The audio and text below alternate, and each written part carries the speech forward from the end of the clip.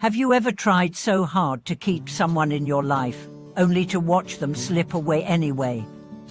Have you ever fought with everything you had to preserve a situation, a reputation, a dream, and despite your efforts, it unraveled right before your eyes?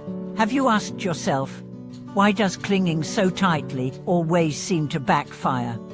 Welcome back, beloved soul travelers, to this sanctuary of insight, growth, and liberation. I'm deeply honored to be walking with you today into a question that lies at the heart of so much human suffering and awakening. Today we are diving into the paradox of attachment and loss, and the liberating truth that letting go is not about giving up, but about returning to your natural state of freedom. If you've ever felt the pain of trying to hold on too tightly to a relationship, an identity, a past, a dream, this is your invitation to soften, to release, and to rise. Let's begin. From the moment we are born, we begin holding on. We cling to warmth, to touch, to certainty.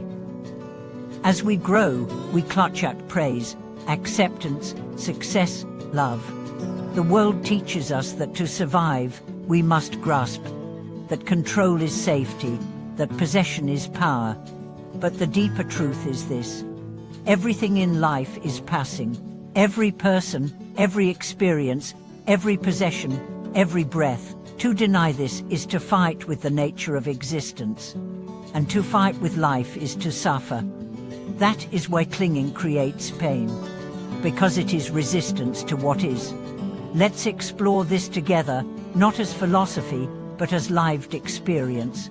Think of a time when you were terrified of losing something. Maybe it was a person. You began to control, to question, to beg. You started walking on eggshells, silencing your truth just to keep the connection. And slowly, love turned into fear. The more you held on, the more strained the bond became. Until one day, it broke anyway, and you were left not only with loss, but with the wounds of self-betrayal. Or maybe it was a job, a goal, an identity. You built your self-worth around it. You sacrificed rest, relationships, even your values, trying to hold it all together.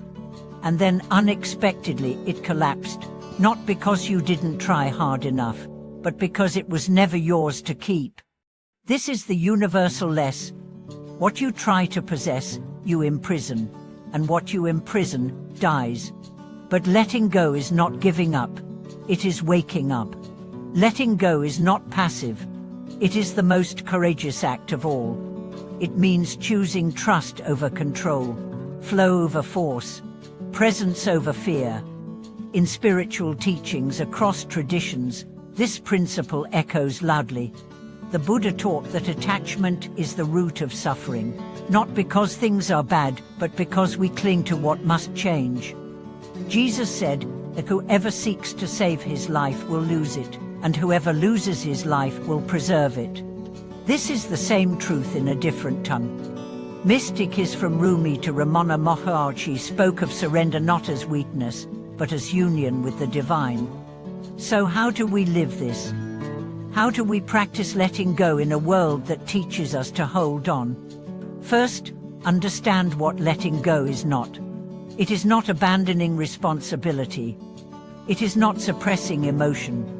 It is not pretending not to care. Letting go means releasing the illusion of control. It means saying, I will show up fully, love deeply, speak honestly, and let the outcome be what it will be. It means being committed, but not attached. Imagine holding sand in your palm. If you grip it tightly, it spills out. If you hold it gently, it remains. Life is the same. So where do you begin? Start with awareness. Ask yourself, what am I trying to control right now? What outcome am I clinging to? What am I afraid of losing? Name it, shine light on it. Awareness is the first release. Next, feel the fear beneath the clinging. The fear of rejection, the fear of failure, the fear of being alone. Don't avoid it. Sit with it. Cry if you need to. Scream if you must. Let the fear speak, and then let it pass. Emotions, when allowed, move. It is suppression that makes them stick. Then, return to trust. Trust that what is truly meant for you cannot be taken. Trust that your soul's path is bigger than your ego's plans. Trust that the intelligence that spins galaxies can guide your life too. And practice small acts of letting go every day. Let go of needing to win every argument. Let go of needing to be liked by everyone. Let go of the timeline you thought your life should follow. Let go of the guilt that keeps you from resting. Let go of the pressure to be perfect. Each time you let go, you make space. And in that space, grace enters. One of the most powerful teachings from Zen is, let go or be dragged. Clinging doesn't prevent loss. It amplifies pain. It keeps you stuck in the illusion that your safety lies in control. But your true safety lies in surrender. Not to other people, but to life, to truth, to your own soul. When you let go, something magical happens.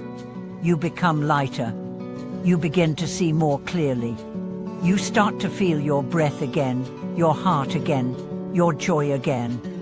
You stop walking on eggshells, you start walking on earth. You stop performing, you start living. Letting go doesn't mean you won't grieve. It means your grief won't own you. It doesn't mean you won't care. It means you won't be crushed when things change. It doesn't mean you won't try. It means your trying is rooted in presence, not panic. Letting go is liberation. And it's not a one-time act. It's a lifelong practice. You will forget. You will cling again. That's okay. Each time you notice it, return. Release, breathe, trust, begin again. And in doing so, you build a life not of fear, but of freedom. Thank you for watching this video. If you've been holding on too tightly to something in your life, I invite you to share your journey in the comments. What have you learned from letting go? What freedom have you discovered in surrender? Let's walk each other home with honesty and heart. Don't forget to like, subscribe, and tap the bell so we can keep exploring these sacred truths together. Stay soft, stay present, stay free.